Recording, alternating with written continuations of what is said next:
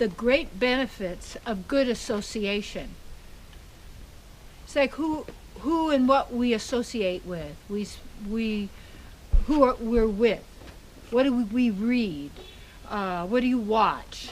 What do you talk about? Who do you talk to? Whom do you respect? Take their opinion, so to speak.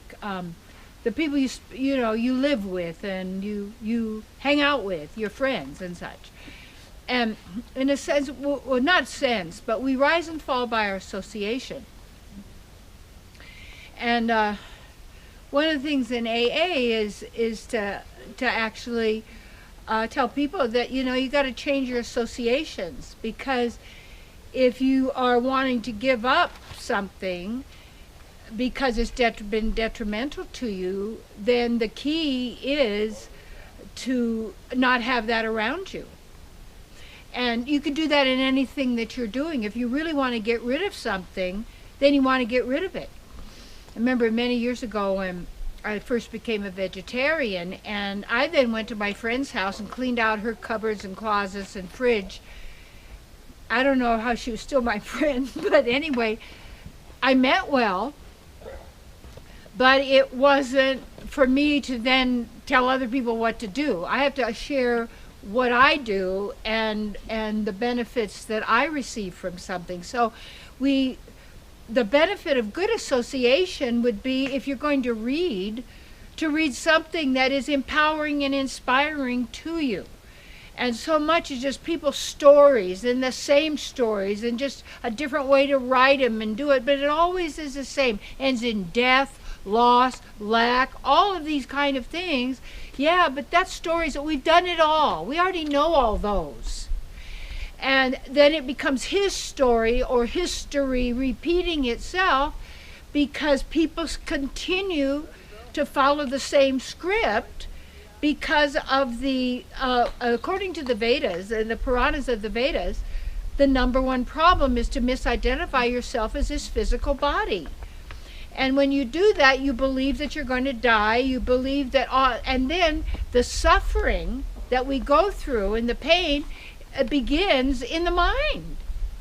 And that leads to one thing after another. And these associations are going to, it's even the people we spend time with, because we tend to become like them because we want them to like us. Or we stop being who we are. And then even in closer relationships, for so many people, instead of blossoming in that relationship, people feel suppressed, depressed, angry, resentful, hateful, all of this. And I go, well, why is that? I mean, what's the reason of that? Well, first of all, you're trying to commit yourself to your entire future and all that is, and you can't do that. And that we need to be with those people or beings, and that knowledge or information that's going to help us attain what we want.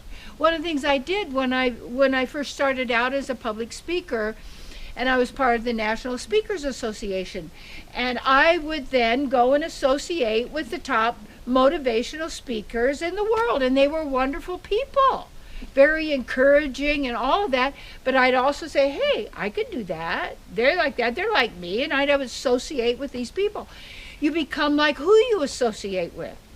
There was one time I was in Los Angeles, and I was going across the street to this gardening store, and these men were standing on the street complaining about everything. And I went there, I got all my stuff, I came back, and they were still doing it. And what they were doing, didn't realize, it doesn't mean you're looking at rose-colored glasses through everything, but what it means is that you're the one determining your state of being and your eternal, which you might call future, which is your eternal successive moments of now of you being. And you could be miserable, you could be happy, you could be loving, you could be lustful, you could be angry, you could be hateful, you could be cruel, you could be sweet, you could be charming. These are all these characters that we take on. And then other people direct us because we're associating with these people. They're telling us what to do. We're believing, and then they hide behind their God to be basically a bloodthirsty, vengeful God. And you say, well, that's not my God. I remember one time it was Oral Roberts. We were on a television show together where we were being interviewed, and when I had my television ministry, and Oral Roberts, they were interviewing in the parking lot, and I was in the studio. So as I came out, I saw him coming down the driveway, and I went over and said, oh, Dr. Falwell, so nice to meet you. And he just looks at me and says, well, obviously, we don't have the same God. And I said, you're right, you see. When people say God said this, you say, what God? What's their nature? You know someone, a character, by what they do and what they say. And people can tell you all kinds of things, but what are they actually doing? And then we rise and fall by our association. What kind of things are you watching? Where are they taking you? And to take a look at what you really desire in your heart. You want to be happy without the slightest hint of distress. Of course. Why not? Because it's who you are. So, yeah. Associate with. In books and what you watch or read or where you go or what you invest in of your energy, time, money, however you're using that, for you to actually be you. Not a caricature, not a false ego, not someone put together to be marketable and a good product so you could survive when you are eternity.